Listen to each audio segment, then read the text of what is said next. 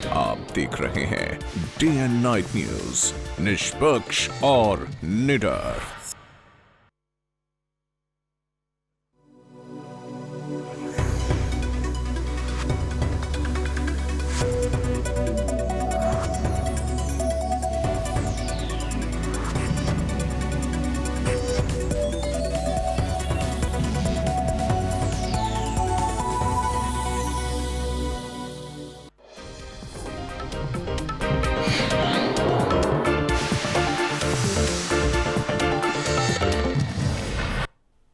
दिल्ली विधान सभा के budget session के दूजे दिन बुधवार को भी जम के हंगामा होया। बीजेपी के तीनों विधायक चौथे फाइनैंशियल कमीशन की रिपोर्ट को जनतक करने की मांग कर रहे सन। भाजपा की इस मांग से सरकार वालों उचित जवाब ना मिलने ते तीनों विधायक हंगामा करते हुए वेल विच आ गए, जिस तो बाद विधायकों को मार्शल्स की मदद नाल सदन तो बाहर कर दिता गया। बाहर कड्ढे जाने तो बाद भी बीजेपी विधायक तख्तियां फड़ के प्रदर्शन करते रहे।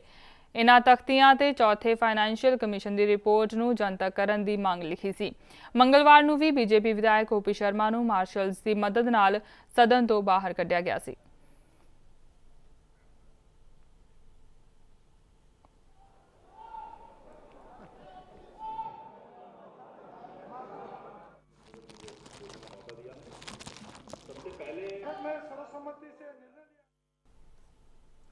आए दिन गुरुद्वारा साहिबाना सिंह सभावां ਅਤੇ ਘਰਾਂ ਵਿੱਚ ਸੁਸ਼ੋਭਿਤ श्री गुरु ग्रंथ साहिब ਦੇ ਅਗਨੀ ਭੇਟ ਹੋਣ ਦੀਆਂ ਘਟਨਾਵਾਂ ਤੋਂ ਰੋਕਣ ਦੇ ਲਈ श्री अकाल तख्त साहिब ਦੇ ਜਥੇਦਾਰ ਨੇ ਆਦੇਸ਼ ਜਾਰੀ ਕਰ ਰੱਖੇ ਨੇ। ਇਸੇ ਤਹਿਤ ਹੁਣ ਸ਼੍ਰੋਮਣੀ ਗੁਰਦੁਆਰਾ ਪ੍ਰਬੰਧਕ ਕਮੇਟੀ ਵੱਲੋਂ ਵੀ ਇਸ ਸੰਬੰਧੀ ਸਾਰਿਆਂ ਨੂੰ ਆਦੇਸ਼ ਜਾਰੀ ਕਰਕੇ 15 ਦਿਨਾਂ ਦੇ ਅੰਦਰ ਅੱਗ ਬੁਝਾਊ ਯੰਤਰ ਲਗਾਉਣ ਦੇ ਲਈ ਕਿਹਾ ਗਿਆ ਹੈ। ਇਸ ਸੰਬੰਧੀ ਐਸਜੀਪੀਸੀ ਦੇ ਸਕੱਤਰ ਦਿਲਜੀਤ ਸਿੰਘ ਬੇਦੀ ਨੇ ਦੱਸਿਆ ਹੈ ਕਿ ਇਸ ਦੌਰਾਨ ਜੇਕਰ ਕਿਸੇ ਨੇ ਨਿਰਦੇਸ਼ਾਂ ਦੀ ਪਾਲਣਾ ਨਹੀਂ ਕੀਤੀ ਤਾਂ ਉਹਨਾਂ ਦੇ ਖਿਲਾਫ ਕਾਰਵਾਈ ਕੀਤੀ ਜਾਵੇਗੀ।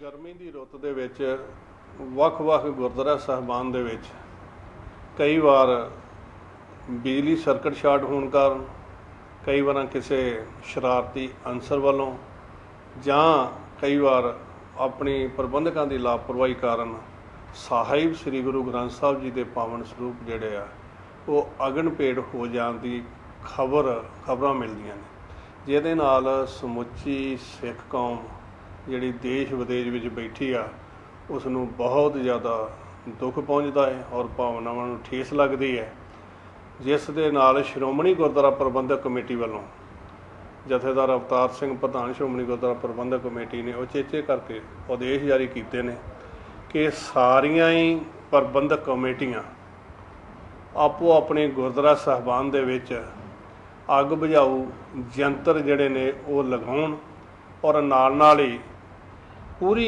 सुचेतता दे नाल हर गुरुद्वारे दे विच जिहड़ी आ वो पहरेदारी वंड के कीती जावे। मनुखी स्रोत विकास मंत्री स्मृति ईरानी की सिक्ख्या डिग्री के विवाद उत्ते बुधवार को दिल्ली की पटियाला हाउस कोर्ट ने पटीशन स्वीकार कर ली है। मामले की अगली सुनवाई हुण 28 अगस्त को होगी। पटीशनकर्ता अहमेर खान का दोष है कि केंद्रीय मंत्री ने चोण कमीशन विच दायर हल्फनामे विच सिੱਖਿਅਕ योग्यता बारे झूठी सूचना दी है। इस तो पहला सुनवाई दौरान अहमेर खान के वकील ने कोर्ट दे विच कहा सी कि ईरानी ने लोक सभा चोणां अते राज सभा चोणां तो पहला अपनी उम्मीदवारी के नामांकन भरन समय कमीशन विच 3 हल्फनामे दायर किए अते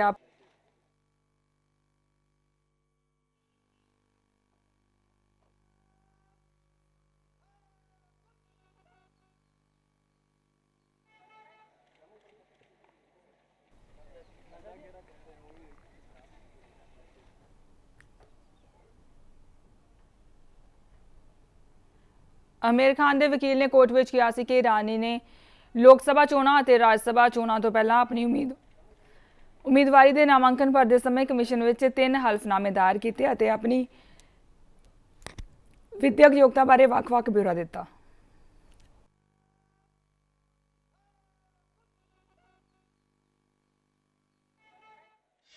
देखिए, हम लोगों ने उनकी 2011 की एफिडेविट, 2004 की लोकसभा की एफिडेविट और ये 2014 की एक एफिडेविट हम लोगों ने कोर्ट में लगाई है, जिसके अंदर तीनों एफिडेविट में उनकी एजुकेशन क्वालिफिकेशन जो है अलग अलग है।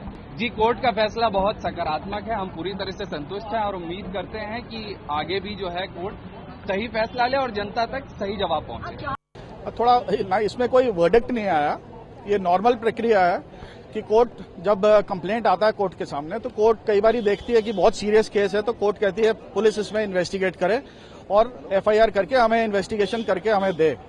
लेकिन दूसरा एस्पेक्ट ये है कि कोर्ट कहती है कि आप अगर आपको लगता है गलत है तो आप अपना एविडेंस हमें प्रोड्यूस करें और कोर्ट में आप एविडेंस दें।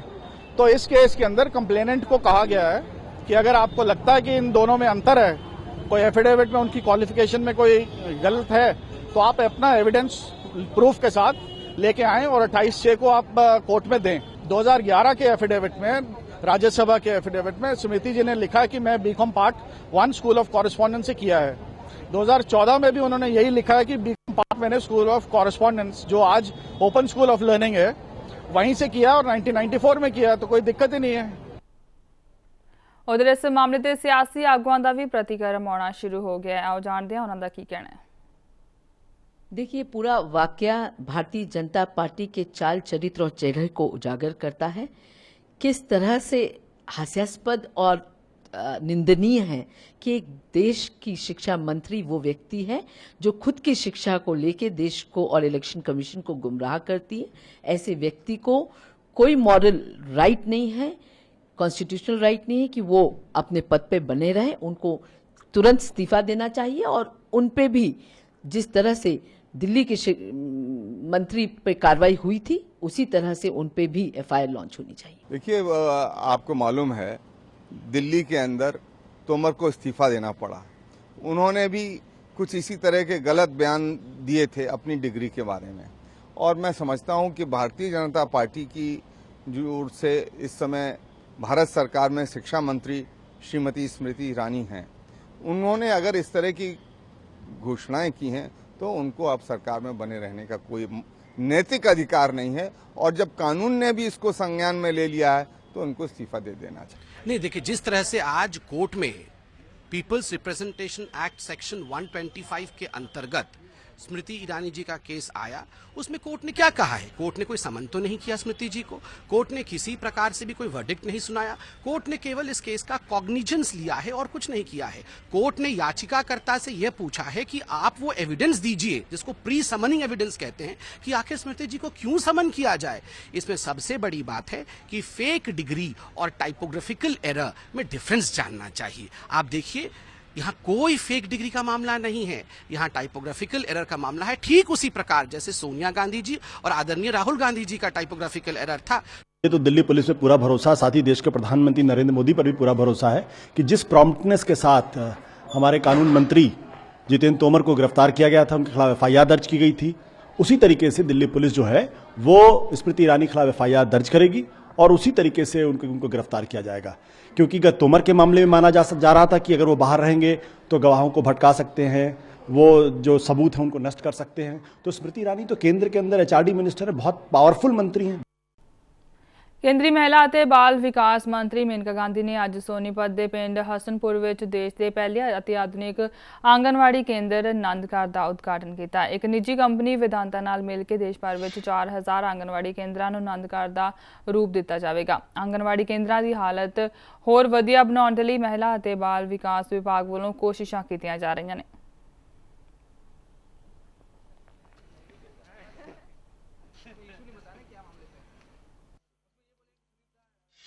मेरे जहन में एक ही बात है, और वो बात क्या है? वो बात ये कि रिश्ते निभाए जाएं अंत तक। मैं आपको बताऊं, इस दुनिया में प्यार से प्यार बढ़ता है, रिश्ते निभाने वाले हम हिंदुस्तानी हैं। जिसके तरफ आप एक हाथ बढ़ाते हो, आदमी दोनों हाथ आपके तरफ बढ़ाता है। यहां पे मैं एक रिश्ता बनाने आया हूं। मैं यहां पे इसलिए आया हूं, ना कि एक चेक देने के लिए, जैसे कि मैंने कहा, वो कोई मैं एहसान किसी के ऊपर नहीं कर रहा। जे मेरे घर का कोई आदमी पीड़ा में तो मैं साथ खड़ा हूं, लेकिन मैं एक ही चीज कहना चाहता हूं कि कभी हिम्मत मत हारना। कभी कोई कमी पेशी हो व्यवस्था से, कभी कोई दुख हो, तो याद रखना कि मैं और सारे लोग आपके साथ खड़े हैं। तो आप देखिए, ये जो है ये 38 दिन में बना, नई टेक्नोलॉजी से बना और है, और सोलर एनर्जी से चलता है। अगर इसका डुप्लीकेट करें सब जगह हरियाणा मांगे तो बहुत आसान होगा। उम्मीद तो यही है। ਕੇਂਦਰੀ ਸੜਕ ਆਵਾਜਾਈ ਮੰਤਰੀ ਨਿਤਿਨ ਗਡਕਰੀ ਦਾ ਹੈਲੀਕਾਪਟਰ ਅੱਜ ਹਾਦਸੇ ਦਾ ਸ਼ਿਕਾਰ ਹੁੰਦਾ ਬਚ ਗਿਆ। ਗਡਕਰੀ ਪੱਛਮੀ ਬੰਗਾਲ ਦੇ ਹਲਦੀਆ ਦੌਰੇ ਤੇ ਨੇ। ਜਾਣਕਾਰੀ ਦੇ ਮੁਤਾਬਕ ਗਡਕਰੀ ਦਾ ਹੈਲੀਕਾਪਟਰ ਜਦੋਂ ਸਮਾਰੋਹ ਸਥਾਨ ਨੇੜੇ ਲੈਂਡਿੰਗ ਕਰ ਰਿਹਾ ਸੀ ਤਾਂ ਉੱਥੇ ਸਵਾਗਤ ਲਈ ਵਿਛਾਈਆਂ ਗਈਆਂ ਦਰੀਆਂ ਉੱਡ ਗਈਆਂ ਅਤੇ ਹੈਲੀਕਾਪਟਰ ਦੇ ਪੱਖੇ ਨਾਲ ਟਕਰਾਉਂਦਿਆਂ ਬਚ ਗਈਆਂ। ਪਾਇਲਟ ਦੀ ਸੂਝ-ਬੂਝ ਦੇ ਨਾਲ ਇੱਕ ਵੱਡਾ ਹਾਦਸਾ ਹੋਣੋਂ ਟਲ ਗਿਆ।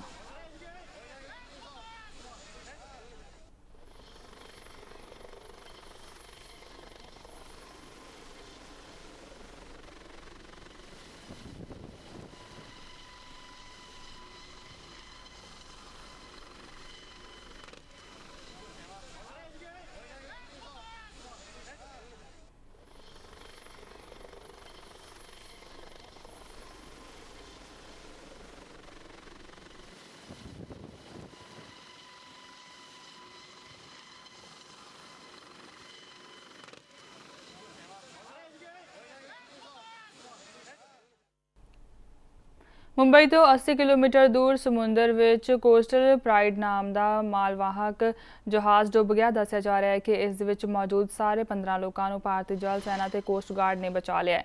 ਪ੍ਰਾਪਤ ਜਾਣਕਾਰੀ ਦੇ ਮੁਤਾਬਕ ਸੀਮੈਂਟ ਲੈ ਕੇ ਜਾਣ ਵਾਲਾ ਜਹਾਜ਼ ਜਦੋਂ ਉਮਰ ਪਿੰਡ ਪਹੁੰਚਿਆ ਤਾਂ ਉਸ ਦੀ ਮਸ਼ੀਨ ਵਿੱਚ ਖਰਾਬੀ ਆ ਗਈ। ਇਸ ਤੋਂ ਪਹਿਲਾਂ ਉਸ ਨੂੰ ਠੀਕ ਕੀਤਾ ਜਾਂਦਾ ਉਹ ਡੁੱਬਣ ਲੱਗਾ। ਇਸ ਤੋਂ ਬਾਅਦ ਕੋਸਟ ਗਾਰਡ ਤੇ ਜਲ ਸੈਨਾ ਦੇ ਜਹਾਜ਼ ਹੈਲੀਕਾਪਟਰ ਮਦਦ ਲਈ ਭੇਜੇ ਗਏ। ਦੱਸਿਆ ਜਾ ਰਿਹਾ ਹੈ ਕਿ ਪਹਿਲਾਂ ਹੈਲੀਕਾਪਟਰ ਨੇ 6 ਲੋਕਾਂ ਨੂੰ ਬਚਾਇਆ ਤੇ ਜਦੋਂ ਵਾਪਸ ਆਉਂਦਾ ਜਹਾਜ਼ ਡੁੱਬ ਚੁੱਕਿਆ ਸੀ, ਪਰ ਬਾਕੀ ਬਚੇ ਅਮਲੇ ਦੇ ਮੈਂਬਰਾਂ ਨੇ ਪਾਣੀ ਵਿੱਚ ਛਲਾਂਗ ਮਾਰ ਦਿੱਤੀ ਅਤੇ ਫਿਰ ਨੇਵੀ ਤੇ ਕੋਸਟ ਗਾਰਡ ਦੇ ਹੈਲੀਕਾਪਟਰਾਂ ਨੇ ਉਹਨਾਂ ਨੂੰ ਬਚਾ ਲਿਆ। ਇਸ ਤੋਂ ਕੁਝ ਦਿਨ ਪਹਿਲਾਂ ਵੀ ਜਿੰਦਲ ਕਾਮਾਕਸ਼ੀ ਨਾਮ ਦਾ ਇੱਕ ਕਾਰਗੋ ਜਹਾਜ਼ ਡੁੱਬ ਗਿਆ ਸੀ।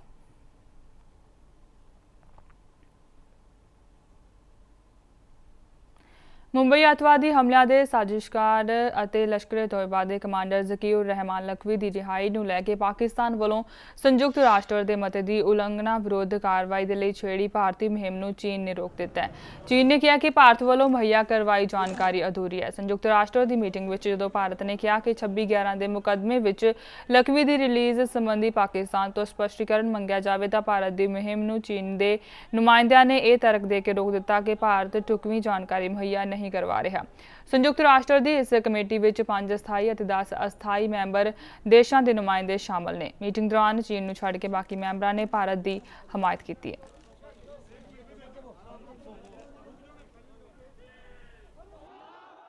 Hence, Pakistan needs China to fulfill this gap. China, on the other hand, is leaning on Pakistan primarily because jihadis are beginning to become increasingly noticeable in Xinjiang, in Western China as well as in Central Asia. Alongside, distinct stamp of ISIS is also becoming visible in this area. And China is increasingly getting worried because it will not be in a position to deal with them without the support of ISI, Pakistan and Taliban. See, I think it is justified that India is seeking action from Pakistan against Mumbai attack because the perpetrators of the attack are roaming around freely in Pakistan, and the mastermind, people like Lakhvi and Hafiz Saeed. I think if China has blocked an issue against Lakhvi, it is, I think, most regrettable because Zakir Rahman Lakhvi's involvement in Mumbai attack is been proved beyond doubts. The 1267 committee has been created under Chapter 7 of the United Nations Charter, and its decisions are binding on all member countries of the UN. We also raise this bilaterally with the other members of the committee. In the case of China, this matter has been taken up at the highest political level. ਉਧਰ ਚੀਨ ਵੱਲੋਂ ਲਖਵੀ ਨੂੰ ਬਚਾਉਣ ਦੇ ਮਾਮਲੇ ਤੇ ਸਿਆਸਤ ਵੀ ਤੇਜ਼ ਹੋ ਗਈ ਹੈ। ਸਿਆਸੀ ਦਲਾਂ ਦਾ ਕਹਿਣਾ ਹੈ ਕਿ ਇੱਕ ਪਾਸੇ ਭਾਰਤ ਵਿਦੇਸ਼ਾਂ ਨਾਲ ਸੰਬੰਧ ਸੁਧਾਰਨ ਵਿੱਚ ਲੱਗਿਆ ਹੋਇਆ ਹੈ ਤੇ ਦੂਜੇ ਪਾਸੇ ਚੀਨ ਪਾਕਿਸਤਾਨ ਦੀ ਮਦਦ ਕਰ ਰਿਹਾ ਹੈ। ਉਹਨਾਂ ਕਿਹਾ ਕਿ ਇਹ ਮੋਦੀ ਸਰਕਾਰ ਦੀ ਵਿਦੇਸ਼ ਨੀਤੀ ਦੀ ਅਸਫਲਤਾ ਹੈ। ये भारत सरकार की सबसे बड़ी विफलता है कि लखवी के खिलाफ हम पूरे सबूत पाकिस्तान को भी और यूएन को देने में भी नाकामयाब हुए हैं। हमारे खुफिया विभाग को और फैक्ट इकट्ठे करके यूएन को मुहैया करानी चाहिए। चीन ने उनका समर्थन करने का निर्णय लिया है और उन्होंने कहा कि यूएन में उन्होंने पर्याप्त सबूत नहीं दिए। हम ये जानना चाहते हैं, एक तरफ हिंदुस्तान चीन को मदद करने के लिए, उनको खुश करने के लिए प्रधानमंत्री स्वयं आगे बढ़ बढ़ के काम कर रहे हैं और लखवी को जो लाने का प्रयास में एक बहुत बड़ा झटका है जब चीन कह रहा है कि यूएनओ में जो सबूत दिए गए वो सही नहीं है, पर्याप्त नहीं है, तो सरकार एक दफ़ा पुनः कटघरे में खड़ी है। ये हमारी जो कूटनीति है उसको उसका एक तरह से फेलियर है। अब इतना हमारे प्रधानमंत्री जी का इतना बढ़िया स्वागत किया उन्होंने, तो कैसे वो डील कर रहे हैं उनको समझना चाहिए। चीन से जो रिश्ता है भारत का वो तो बहुत कॉम्प्लिकेटेड है, तो उसको कहीं न कहीं लचर है हमारी रणनीति, इसके चलते ये सब चीजें हो रही हैं।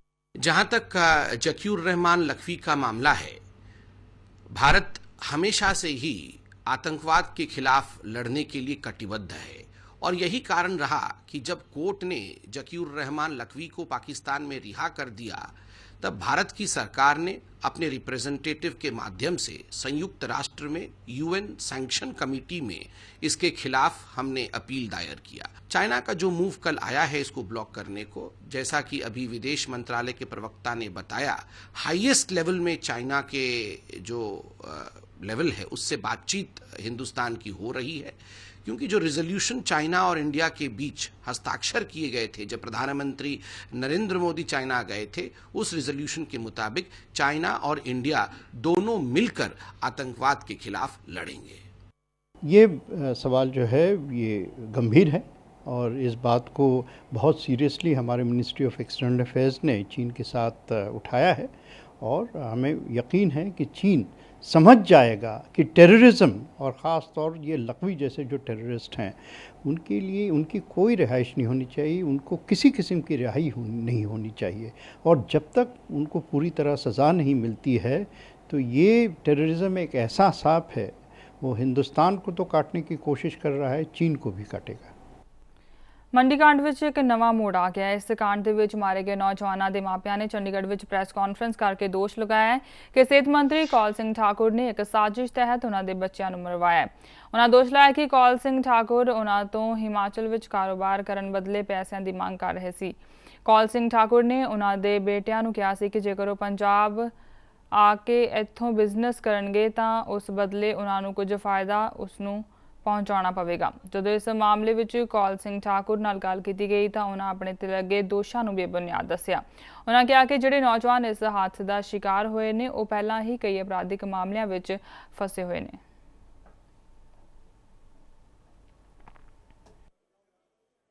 20 तारीख को जब हादसा हुआ तो उस दिन मैं तो शिमला गया हुआ था, मैं वहाँ पे नहीं था। तो पीछे से जब मेरे को फ़ोन आया कि ऐसे एकदम ये आए वहाँ पे काम बंद कराने के लिए और इन्होंने किसी की कोई सुना नहीं, कोई कुछ नहीं किया इन्होंने, जबकि उस दिन जो EPF की जो उनका जो प्रॉब्लम थी वो भी कंपनी ने पिछले दिन सॉल्व की थी, पर फिर भी इन्होंने मानने नहीं कहते, हमने इनको भी भगा दिया। ये सारे कोई बोनस नहीं था इसमें, जो थे जो इन्होंने 2 हमारे एम्प्लॉई थे जो स्टार्टिंग से हमारे साथ काम करते थे। मंडी इंसीडेंट होया बड़ा दुर्भाग्यपूर्ण है।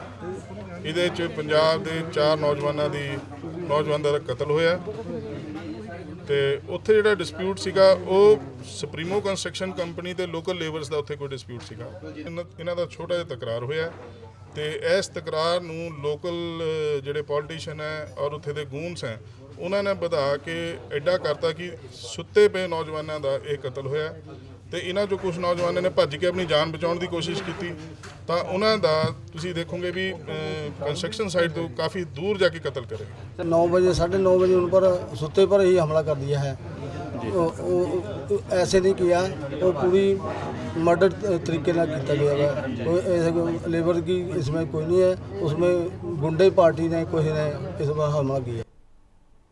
ਗੁਰਦਾਸਪੁਰ ਵਿੱਚ ਇੱਕ 17 ਸਾਲਾਂ ਦੀ ਲੜਕੀ ਨਾਲ ਉਸਦੇ 2 ਮਤਰੇਏ ਭਰਾਵਾਂ ਅਤੇ 2 ਰਿਸ਼ਤੇਦਾਰਾਂ ਵੱਲੋਂ ਕਈ ਵਾਰ ਬਲਾਤਕਾਰ ਕਰਨ ਦਾ ਮਾਮਲਾ ਸਾਹਮਣੇ ਆਇਆ। ਜਦੋਂ ਇਹ ਲੜਕੀ ਗਰਭਵਤੀ ਹੋ ਗਈ ਤਾਂ ਉਸਦਾ ਜਬਰੀ ਗਰਭਪਾਤ ਕਰਵਾ ਦਿੱਤਾ ਗਿਆ। ਪੁਲਿਸ ਨੇ ਇਸ ਸੰਬੰਧੀ ਲੜਕੀ ਦੇ ਮਤਰੇਏ ਬਾਪ, ਮਾਮੀ ਅਤੇ ਬਲਾਤਕਾਰ ਕਰਨ ਵਾਲੇ ਨੌਜਵਾਨਾਂ ਦੇ ਖਿਲਾਫ ਮਾਮਲਾ ਦਰਜ ਕੀਤਾ ਹੈ। ਪੁਲਿਸ ਨੇ ਗਰਭਪਾਤ ਕਰਨ ਵਾਲੇ ਡਾਕਟਰ ਖਿਲਾਫ ਵੀ ਮਾਮਲਾ ਦਰਜ ਕਰ ਲਿਆ ਹੈ। ਪੀੜਤ ਲੜਕੀ ਦੇ ਮੁਤਾਬਕ ਦਸੰਬਰ 2014 ਵਿੱਚ ਉਸਦੇ ਮਤਰੇਏ ਭਰਾ ਦਾ ਵਿਆਹ ਸੀ। ਵਿਆਹ ਦੌਰਾਨ ਬਟਾਲਾ ਦਾ ਰਹਿਣ ਵਾਲਾ ਉਸਦਾ ਇੱਕ ਰਿਸ਼ਤੇਦਾਰ ਉਹਨਾਂ ਦੇ ਘਰ ਰਹਿਣ ਆਇਆ ਸੀ, ਜੋ ਉਸ ਨਾਲ ਡਰਾ ਧਮਕਾ ਕੇ ਬਲਾਤਕਾਰ ਕਰਦਾ ਰਿਹਾ। ਇਸ ਗੱਲ ਦਾ ਪਤਾ ਜਦੋਂ ਉਸਦੇ ਮਤਰੇਏ ਭਰਾਵਾਂ ਨੂੰ ਲੱਗਿਆ ਤਾਂ ਉਹਨਾਂ ਨੇ ਵੀ ਉਸ ਨੂੰ ਆਪਣੀ ਹਵਸ ਦਾ ਸ਼ਿਕਾਰ ਬਣਾਇਆ। ਜਦੋਂ 4 ਮਹੀਨਿਆਂ ਦੀ ਗਰਭਵਤੀ ਹੋ ਗਈ ਤਾਂ ਪਰਿਵਾਰ ਨੇ ਬਦਨਾਮੀ ਦੇ ਡਰੋਂ ਉਸਦਾ ਜਬਰੀ ਗਰਭਪਾਤ ਕਰਵਾ ਦਿੱਤਾ।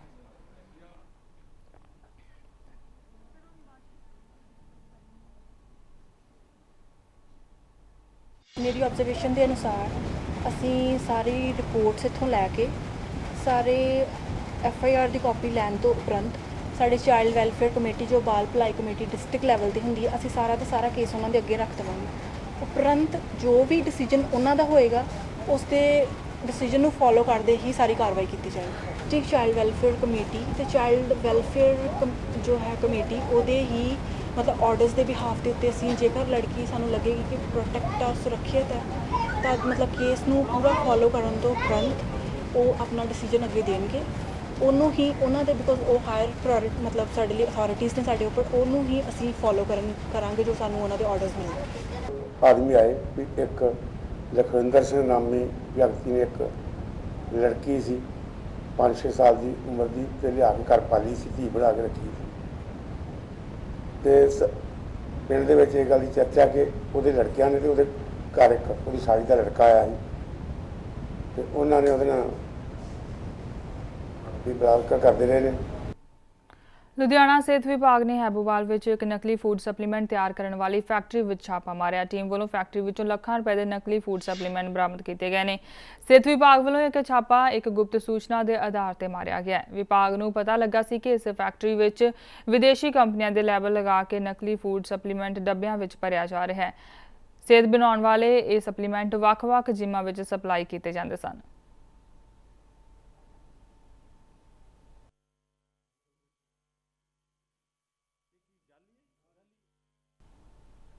ਲੁਧਿਆਣਾ ਵਿੱਚ ਵਿਜੀਲੈਂਸ ਵਿਭਾਗ ਨੇ ਪੰਜਾਬ ਪੁਲਿਸ ਦੇ ਇੱਕ ASI ਨੂੰ 3000 ਰੁਪਏ ਦੀ ਰਿਸ਼ਵਤ ਲੈਂਦਿਆਂ ਰੰਗੇ ਹੱਥੀਂ ਕਾਬੂ ਕਰਨ ਦਾ ਦਾਅਵਾ ਕੀਤਾ ਹੈ।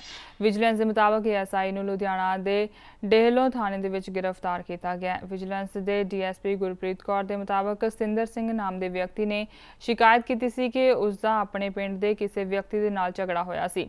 ਇਸ ਸੰਬੰਧੀ ਉਸਨੇ ASI ਸ਼ਵਿੰਦਰ ਸਿੰਘ ਨੂੰ ਰਿਪੋਰਟ ਦਰਜ ਕਰਾਈ ਸੀ। ਉਸਨੇ ਉਸ ਤੋਂ ਕਾਰਵਾਈ ਕਰਨ ਦੇ ਬਦਲੇ 5000 ਰੁਪਏ ਦੀ ਰਿਸ਼ਵਤ ਮੰਗੀ। ਇਸ ਦੀ ਸ਼ਿਕਾਇਤ ਜਦੋਂ ਉਸਨੇ ਵਿਜੀਲੈਂਸ ਨੂੰ ਕੀਤੀ ਤਾਂ ਵਿਭਾਗ ਨੇ ਵਿਉਂਤਬੰਦੀ ਦੇ ਮੁਤਾਬਕ ASI ਨੂੰ 3000 ਰੁਪਏ ਲੈਂਦਿਆਂ गिरफ्तार कर लिया। ये ASI इसका नाम है सुरेंद्रजीत सिंह, ये थाना नेलों में पोस्टेड था।